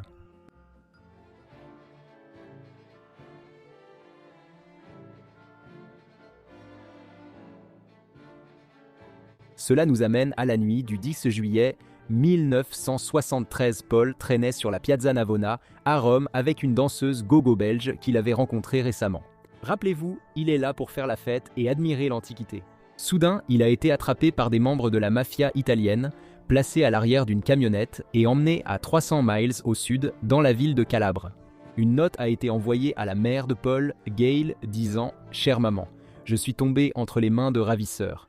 Ne les laisse pas me tuer. Assure-toi que la police n'intervienne pas. » Malgré les supplications de la note de ne pas attirer d'attention supplémentaire, elle a été publiée dans le magazine Time le 30 juillet de cette année-là. Les enlèvements étaient assez courants en Italie à cette époque, et le jeune héritier d'une fortune considérable était sans doute la cible la plus attrayante imaginable pour des criminels cherchant à obtenir une grosse rançon.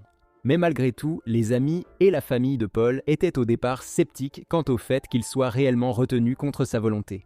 Paul, toujours fauché, plaisantait souvent sur l'idée d'organiser son propre enlèvement comme stratagème financier. Tu sais, les blagues, c'est marrant, mais si tu fais partie des ados les plus riches de l'histoire moderne, tu devrais éviter ce genre de blagues, sauf lors d'occasions spéciales ou si c'est vraiment très drôle. Parfois, il faut oser. Après avoir reçu des appels téléphoniques effrayants de la part des ravisseurs qui menaçaient de couper un doigt de Paul et de l'envoyer à sa mère, classique chez les ravisseurs, la réalité de la situation s'est imposée à toutes les personnes impliquées. La rançon a été fixée à 17 millions de dollars, ce qui est moins que ce qu'Arnold Schwarzenegger a été payé pour jouer un astronaute bleu dans un film Batman. Si je dois souffrir, l'humanité souffrira avec moi. Néanmoins, le grand-père de Paul, J. Paul Getty Sr., tristement célèbre pour sa radinerie, a refusé de payer. Il a expliqué qu'être prêt à céder aux ravisseurs créerait un dangereux précédent, déclarant « Si je paie 1 centime, j'aurai 14 petits-enfants kidnappés ». Getty Sr. était peut-être un monstre notoire, mais sa logique est difficile à contester.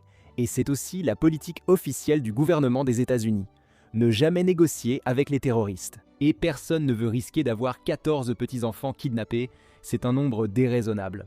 Cependant, l'inconvénient de cette position, c'est que vous faites comprendre aux ravisseurs qu'ils n'ont aucune raison de garder leur otage en vie.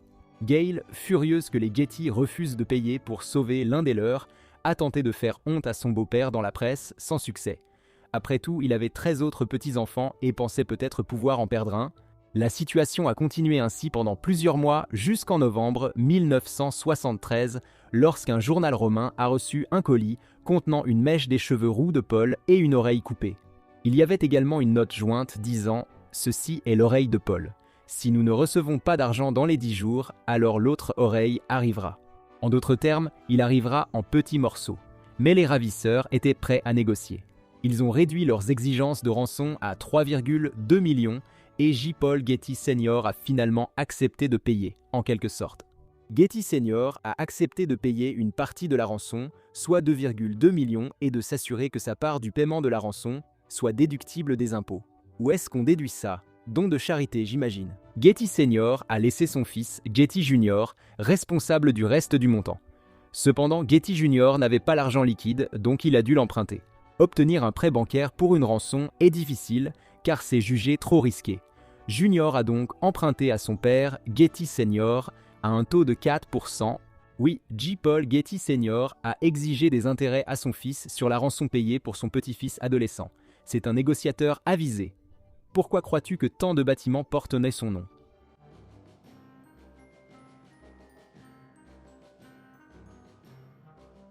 Après 5 mois de calvaire, Paul a finalement été libéré par ses ravisseurs le 15 décembre 1973, qui l'ont déposé au bord de la route pendant un orage.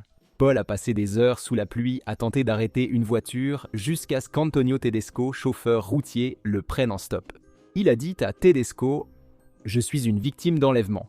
J'ai besoin d'un téléphone pour appeler ma mère à Rome. » De plus, les ravisseurs n'avaient pas bluffé. En effet, l'oreille droite de Paul manquait. Paul a ensuite raconté aux enquêteurs que pendant ses 5 mois de captivité, il avait été déplacé plusieurs fois dans la région. Il était gardé les yeux bandés à chaque fois pour le désorienter quant à sa localisation et l'empêcher de s'échapper et de retrouver son chemin par lui-même. Hormis l'oreille manquante, une fatigue et une malnutrition générale, Paul n'avait subi aucun dommage physique, mais l'incident lui laissa des années de traumatismes mentaux et émotionnels. L'argent a été remis par un ancien officier du renseignement américain nommé Fletcher Chase. Les millions de lires italiennes qu'il a remis aux ravisseurs avaient été microfilmés et enregistrés par la police, qui avait également organisé le passage dans la zone de l'échange, déguisés en touristes, afin de prendre des photos du gang criminel.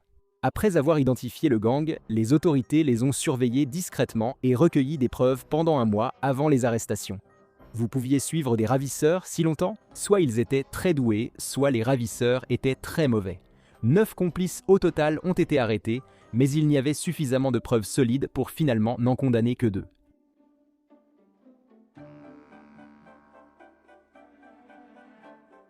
Un temps, Paul paraissait sortir de son épreuve avec un nouvel élan de vie.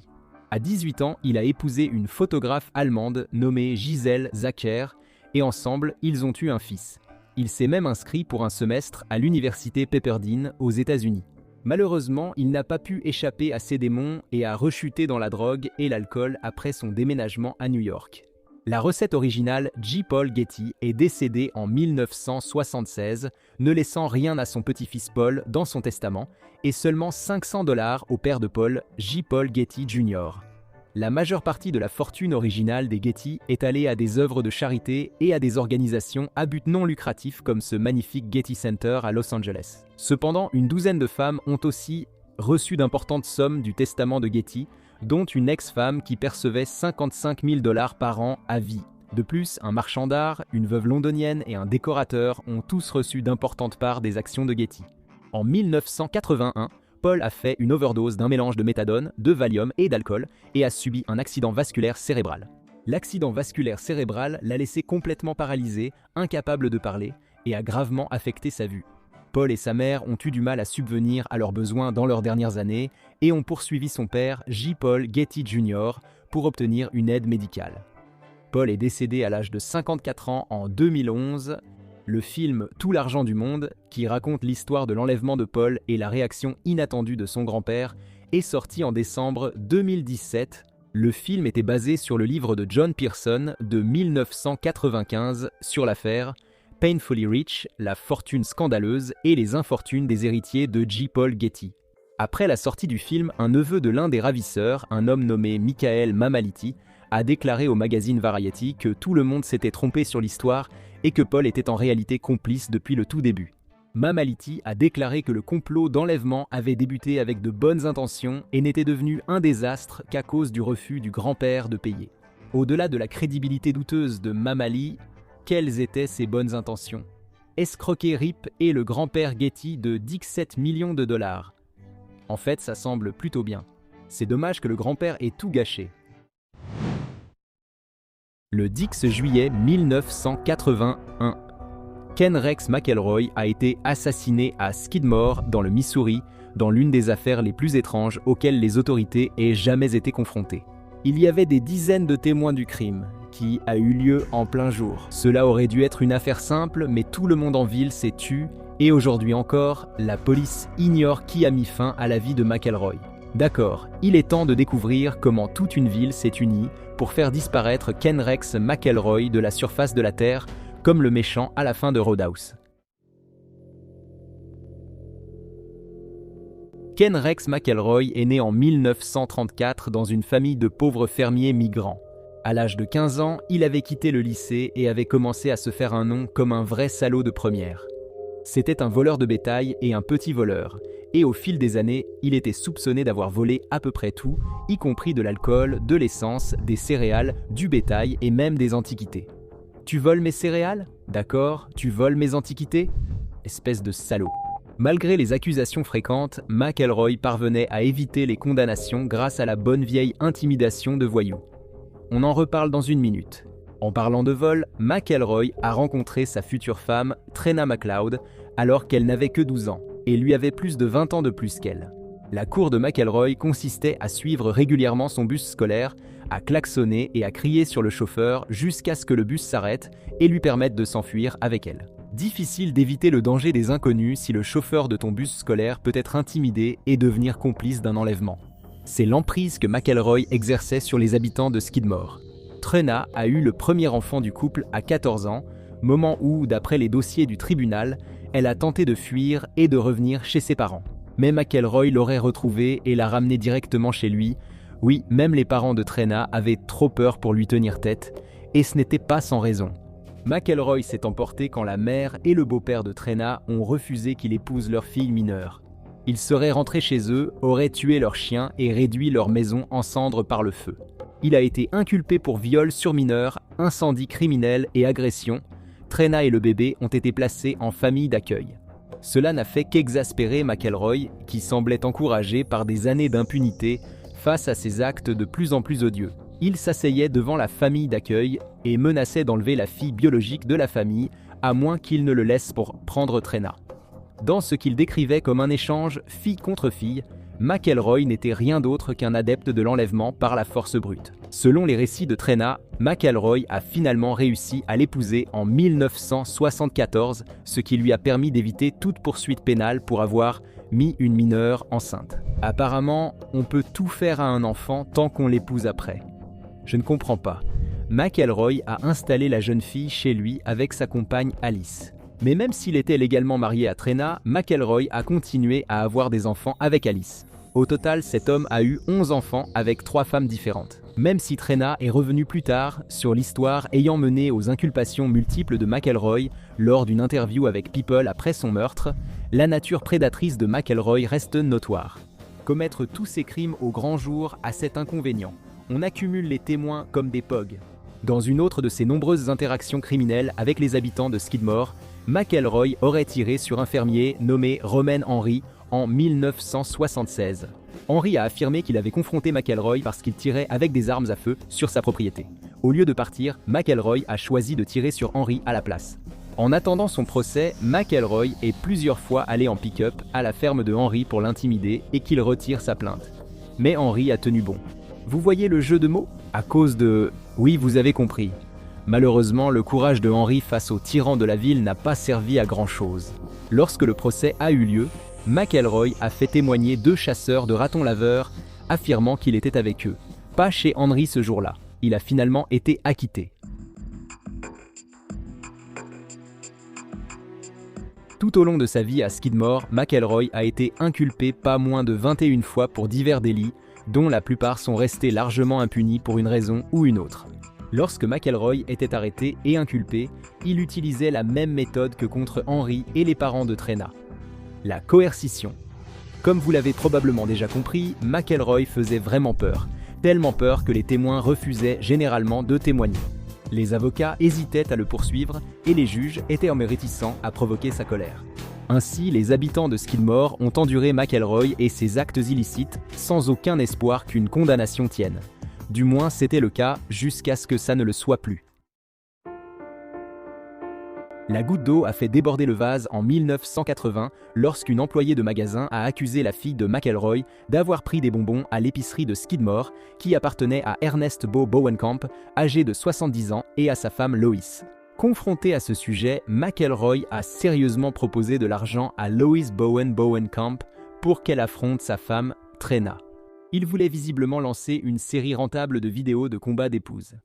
Les années 80, Lois n'a pas accepté. Et McElroy, un homme connu pour sa rancune tenace, a commencé à traquer les Bowenkamp devant leur magasin, dans son pick-up, arme à la main.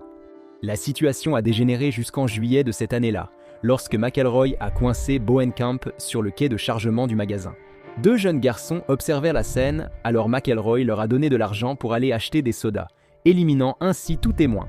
Une fois les garçons partis, McElroy a tiré sur Bowenkamp dans le cou. McElroy a été arrêté et inculpé de tentative de meurtre. Bien que l'affaire ait été jugée, il n'a été condamné que pour agression mineure et libéré sous caution en attendant l'appel. Il s'est avéré que McElroy aurait mieux fait de rester en prison. Ce nouvel exemple de manœuvre judiciaire laissait penser que McElroy allait encore échapper à la punition. Mais les habitants de Skidmore en avaient assez. Une audience pour révoquer la caution de McElroy était prévue le matin du 10 juillet 1981 et les habitants ont uni leurs efforts pour protéger les témoins. McElroy, cependant, a réussi à faire reporter l'audience, ce qui était une bonne chose pour lui, mais cela a rendu la ville furieuse. Peu de temps après sa libération, McElroy s'est rendu dans un bar local appelé la Taverne des Égées, où il a brandi un fusil et proféré des menaces explicites contre Bowenkamp, décrivant, disons-le, avec des détails qui auraient pu lui valoir des poursuites, ce qu'il comptait faire. Plusieurs personnes qui l'ont entendu se sont demandé s'il y avait quelque chose qu'elle pouvait faire pour empêcher McElroy de blesser quelqu'un, et un shérif local a suggéré de mettre en place un comité de vigilance de quartier. Sacré travail de police, shérif. Cependant, pour être juste, il était évident à ce stade que le système judiciaire n'allait rien faire contre McElroy. Une réunion publique a été organisée pour discuter de McElroy, bien qu'en dehors des personnes présentes, personne ne sache avec certitude ce qui a été dit. Cela aurait pu être une réunion pour organiser un programme de surveillance de quartier, mais il est aussi possible qu'il planifiait le meurtre de McElroy. Honnêtement, cela pouvait être les deux.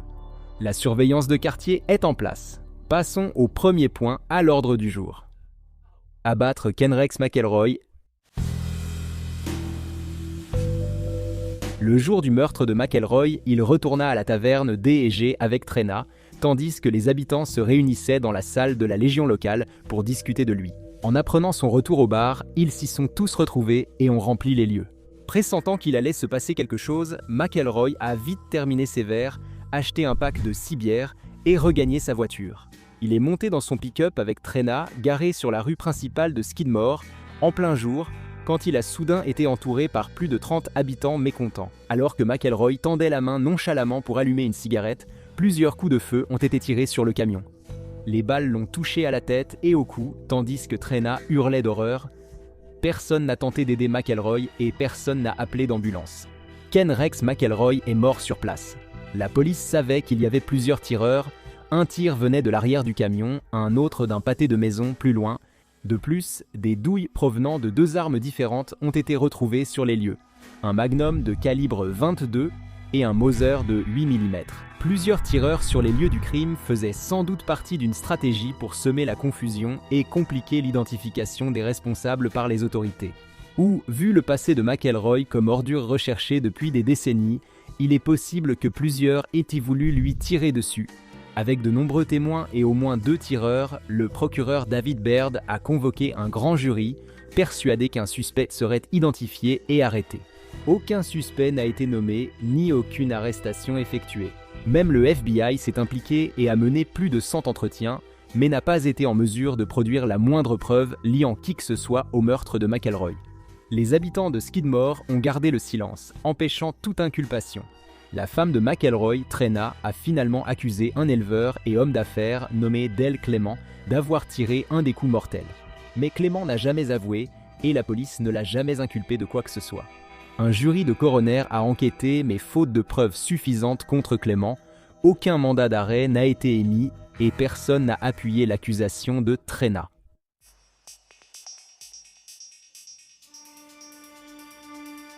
En 1984, Trena a intenté une action en justice pour décès injustifié contre le bureau du shérif du comté, le maire et Dale Clement. Bien qu'elle demandait 6 millions de dollars, l'affaire a été réglée à l'amiable pour un peu plus de 17 000 dollars, sans qu'aucune faute ne soit reconnue. En 1988, l'auteur primé, spécialisé dans les faits divers criminels, Harry N. McLean, a écrit un best-seller du New York Times sur toute cette affaire, intitulé « En plein jour ». Le livre retrace la vie de McElroy, qui était le 15e de 16 enfants, a quitté l'école à l'âge de 15 ans, puis s'est lancé dans une vie de crime qui s'est achevée dans une mystérieuse affaire de justice populaire.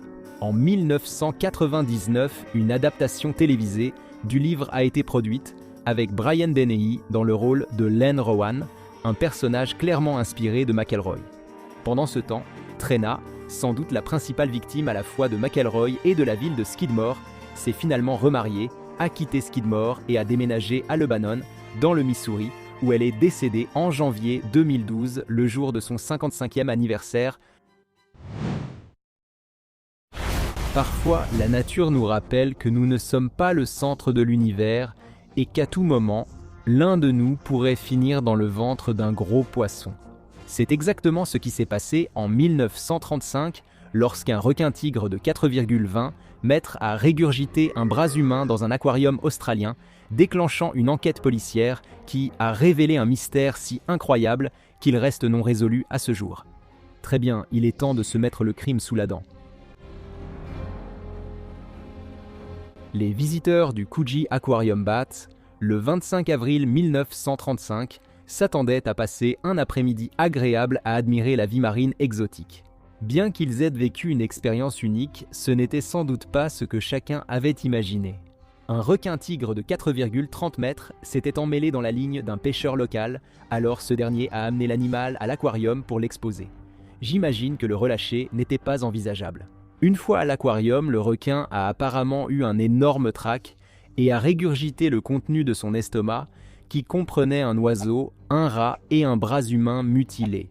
Techniquement, c'était une situation de poupée russe. Le requin de 4,30 mètres avait en réalité avalé un requin plus petit et ce dernier avait englouti le membre sectionné. Le chaos a suivi et les enquêteurs ont été appelés pour comprendre la situation. Habituellement, si vous trouvez un bras humain dans le ventre d'un requin, il est probable que le reste de la personne s'y trouve aussi. Les attaques mortelles de requins sont rares, mais elles existent, et un requin-tigre de 4,20 mètres peut manger un homme.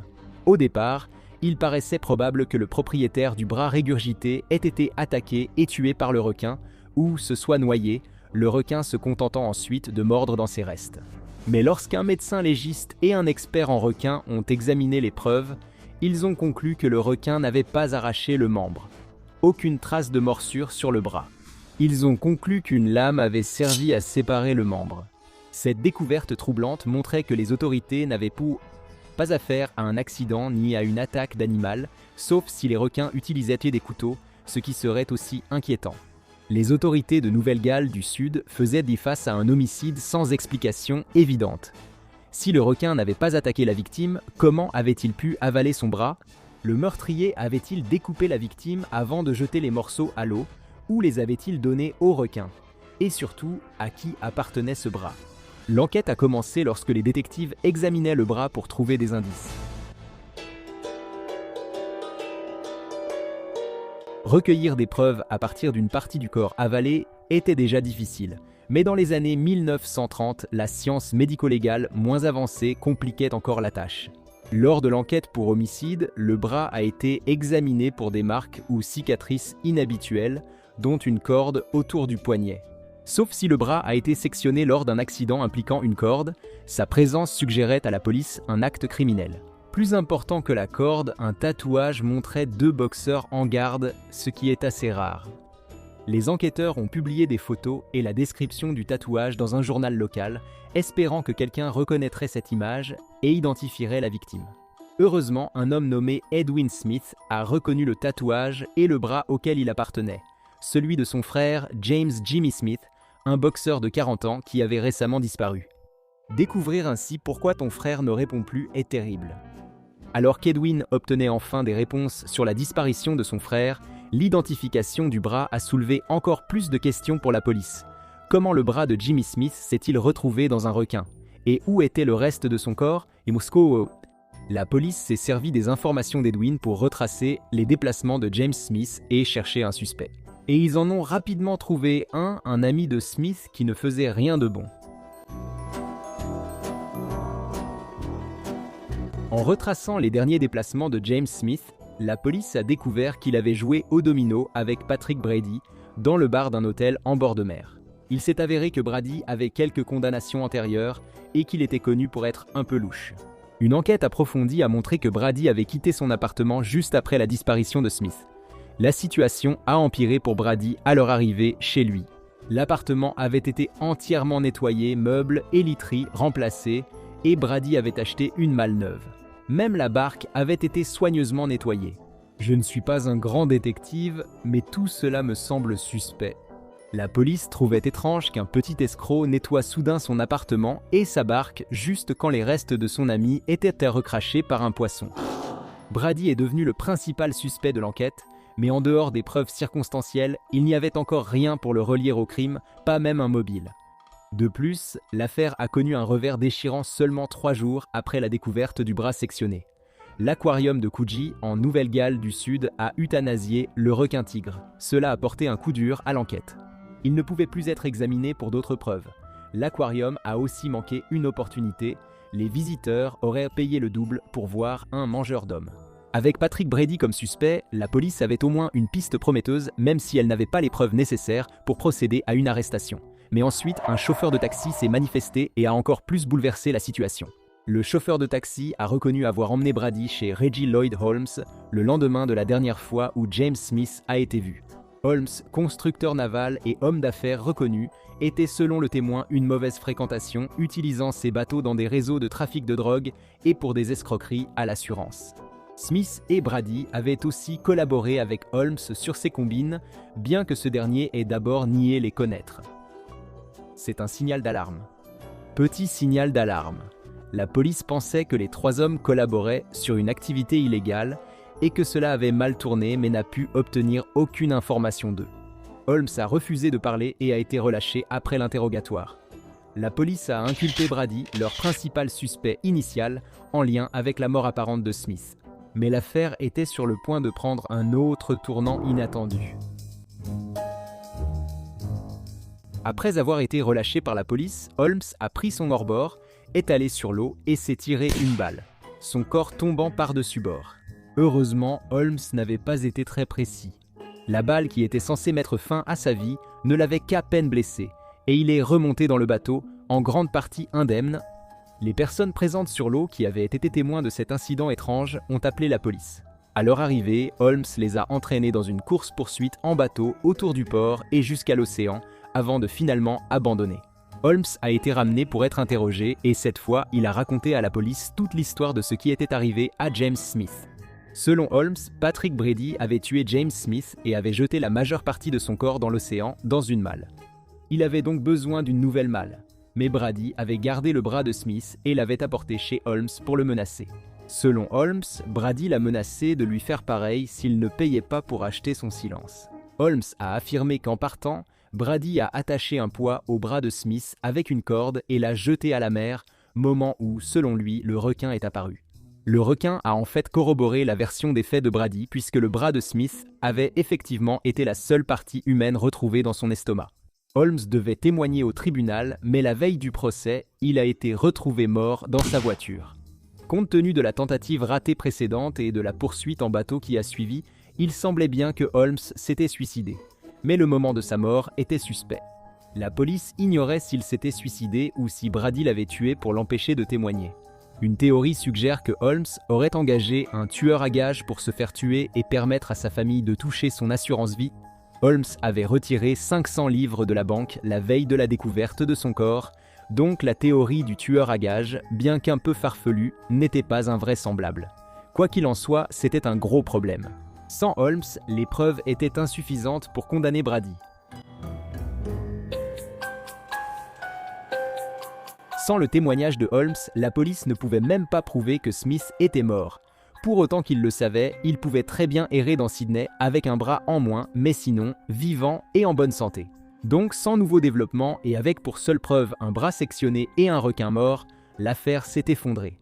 En septembre 1935, Brady a été acquitté, mais arrêté aussitôt pour une affaire distincte de faux. Ce type était vraiment un criminel.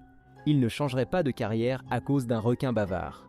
Cependant, Brady a continué à clamer son innocence dans ce crime, en particulier pendant les 30 années suivantes, jusqu'à sa mort en 1965. L'historien du droit Alex Castles est resté peu convaincu que Patrick Brady était capable de prendre la vie de James Smith. Il ne comprenait pas pourquoi Brady attaquerait Smith puisqu'ils étaient amis. Et la version des faits de Holmes semble un peu trop commodément disculpatoire, même s'il était manifestement bouleversé par ce qui s'était passé. Dans son livre de 1995, The Shark Arm Murders, excellent titre, Castles suggère que Smith était en réalité un indicateur de police qui a été éliminé par un criminel nommé Eddie Wyman. Castles affirme que Smith a fourni à la police des informations clés ayant mené à l'arrestation de Wyman, qui s'est ensuite vengé et a fait taire Smith définitivement. Mais la théorie de Castles n'est que cela. Une théorie. Officiellement, l'affaire du bras de requin n'a jamais été résolue, et après 90 ans, il semble peu probable qu'elle le soit un jour. Le 20 août 1989, José et Kitty Menendez ont été brutalement assassinés dans leur maison par leurs fils, Lyle et Eric. L'histoire a été dramatisée dans la série Monstres de Netflix, Lyle et Eric Menendez, l'histoire. Et comme toute adaptation hollywoodienne, certains détails sont vrais tandis que d'autres relèvent de la pure fiction. D'accord. Découvrons quelle part de cette histoire criminelle est vraie.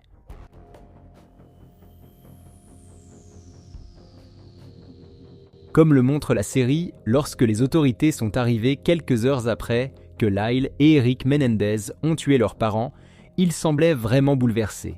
Les frères étaient si convaincants que les enquêteurs n'ont pas testé leurs mains pour des résidus de poudre.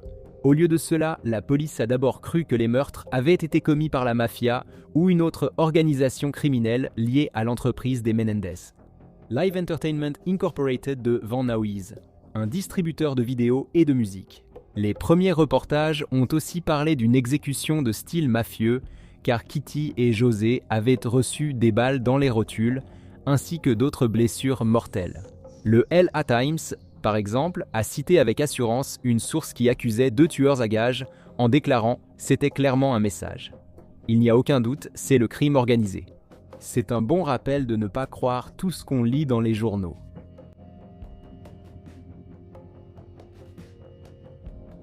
Dans Monsters, Eric et Lyle arrivent aux funérailles de leurs parents avec 1 heure de retard. Lyle se lève ensuite devant les 400 personnes en deuil pour prononcer l'éloge funèbre final.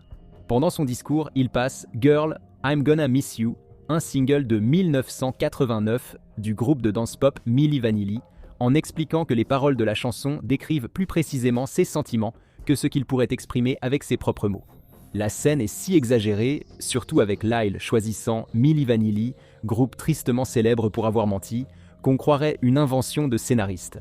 Mais prouvant une fois de plus que la réalité dépasse souvent la fiction, toute cette scène s'est réellement produite dans la vraie vie, à peu près exactement comme elle se déroule dans la série.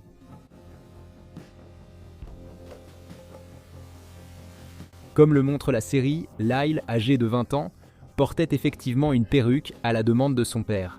José a conseillé à son fils d'acheter la perruque avant Princeton, car on supposait que les étudiants chauves n'y étaient pas pris au sérieux. Et comme le montre la série, lors d'une dispute avec Lyle, sa mère Kitty lui a arraché sa perruque qui était maintenue par un adhésif puissant. Cela peut sembler drôle, mais c'est vraiment arrivé et a causé une grande douleur à Lyle.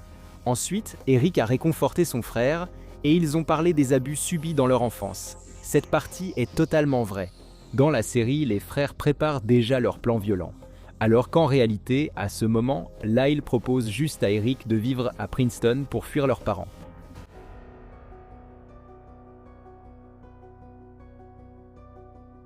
Dans le premier épisode de Monsters, le thérapeute d'Eric convoque Lyle dans son bureau où, à la grande consternation de Lyle, il avoue ses crimes au docteur. Et tout comme la série le suggère, dans la vraie vie, Eric a effectivement cherché de l'aide auprès du docteur Jérôme Oziel parce qu'il était submergé par la culpabilité. Oziel a ensuite enregistré leur séance du 11 décembre 1989, au cours de laquelle les frères ont avoué le crime sur bande. Selon la confession des frères, leur mère Kitty était déprimée à cause des liaisons extra-conjugales de leur père et ils espéraient mettre fin à sa souffrance. Ils ont aussi affirmé que leur père méritait de mourir en raison de la souffrance infligée à leur mère.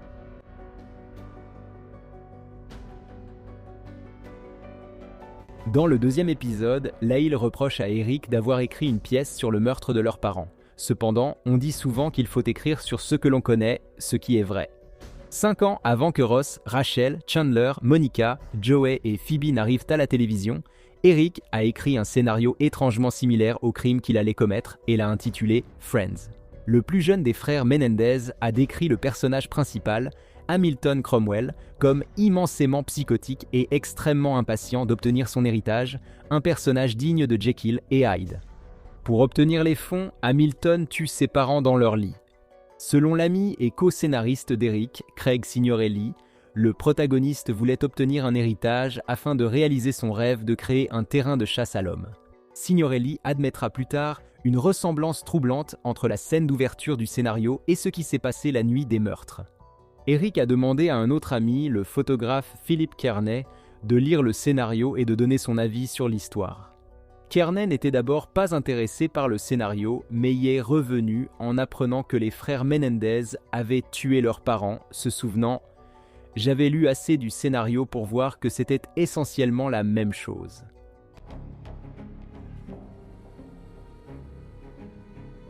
Les épisodes suivants de la série portent sur les frères révélant les abus présumés de leurs parents, affirmant que cela les a poussés à commettre le crime.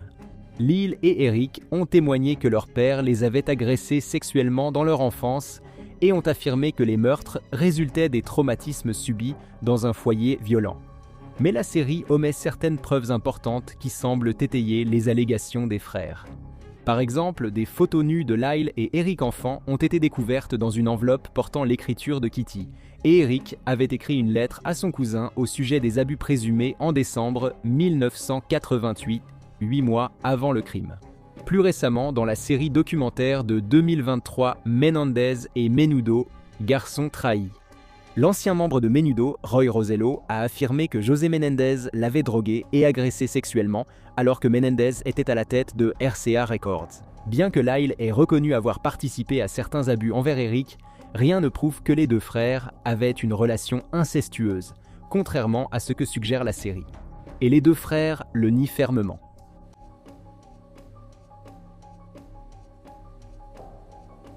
Eric et Lyle Menendez ont tous deux déclaré avoir été abusés sexuellement par leurs parents lors de leur premier procès. Pendant la présentation des dossiers par les défenses, les procureurs ont affirmé que les frères visaient un gain financier en tuant leurs parents. La procureure de Lyle, Pam Bozanich, a affirmé qu'il était impossible pour des hommes d'être agressés sexuellement parce qu'ils n'avaient pas l'équipement nécessaire. Le procureur du comté de Los Angeles, Gil Garcetti, a fait rejuger les frères Menendez comme cela est montré dans la série. Mais lors du procès réel, le juge a limité la quantité de témoignages concernant les allégations d'abus sexuels.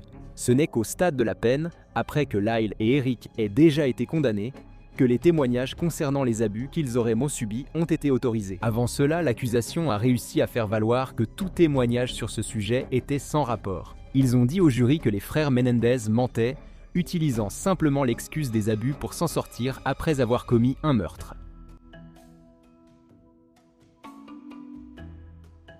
L'épisode 3 de Monsters montre les frères qui peinent à s'adapter à la vie derrière les barreaux après avoir grandi dans le luxe, ce qui pousse Lyle à élaborer un plan d'évasion élaboré, bien que délirant.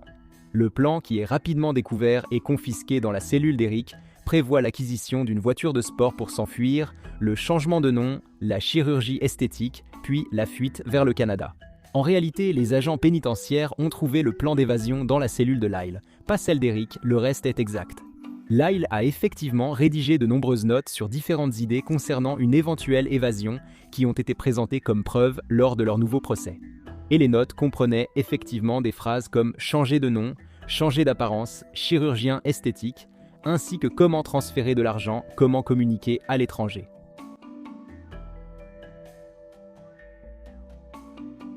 Dans Monsters, le thérapeute d'Eric, le Dr L, Jérôme Oziel, a gardé des enregistrements de ses échanges avec Eric et Lyle, dont certains ont servi lors de leur premier procès après que la maîtresse d'Oziel en ait parlé à la police. Tout cela était vrai, et Oziel a finalement perdu son droit d'exercer en 1997 pour avoir violé la confidentialité des patients.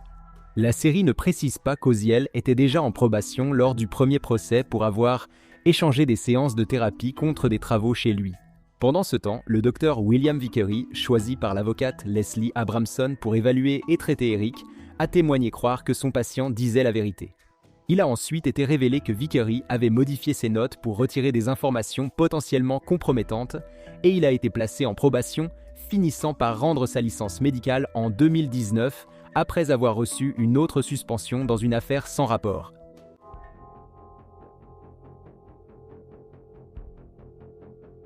Selon l'émission, les frères avaient déjà été accusés de cambriolage. Dans l'épisode 6, José conduit Lyle et Eric en ville, les forçant à présenter des excuses aux victimes avant de leur rédiger des chèques pour couvrir le coût des objets volés. En réalité, les deux frères auraient été impliqués dans des cambriolages de domicile, avec des dégâts s'élevant à environ 100 000 $ avant les meurtres. Eric seul a été inculpé pour ces crimes. Mais pour éviter à son plus jeune fils une peine plus sévère, José a restitué la plupart des objets volés et a rédigé un chèque de 11 000 $ pour compenser les objets manquants. Lyle n'a jamais été arrêté en lien avec les cambriolages, mais il a finalement été associé à l'un d'eux, commis dans les bureaux du Sierra Club du New Jersey et des Princeton Friends of Open Spaces, des propriétés que José Menendez possédait avant de déménager en Californie.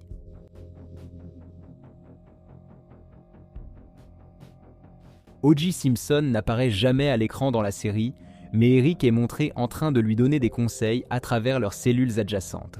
Aussi improbable que cela puisse paraître qu'il soit voisin de cellule, c'est pourtant ce qui s'est réellement passé. Après son arrestation pour les meurtres de Nicole Brown Simpson et Ronald Goldman, Simpson a été placé dans une cellule voisine de celle d'Eric. Eric a conseillé à Simpson de ne pas parler de l'affaire aux gardiens et aux autres détenus. Lyle poussait aussi souvent Simpson à plaider coupable et à dire la vérité sur les meurtres aux jurés. La série a bien retranscrit cela malgré quelques détails modifiés. L'épisode montre Eric avertir Simpson sur l'emploi de Robert Shapiro comme avocat de la défense. En réalité, c'est en fait Lyle qui a rédigé une lettre exprimant son inquiétude concernant cette décision. O.J. était probablement content de ne pas avoir suivi ce conseil en particulier.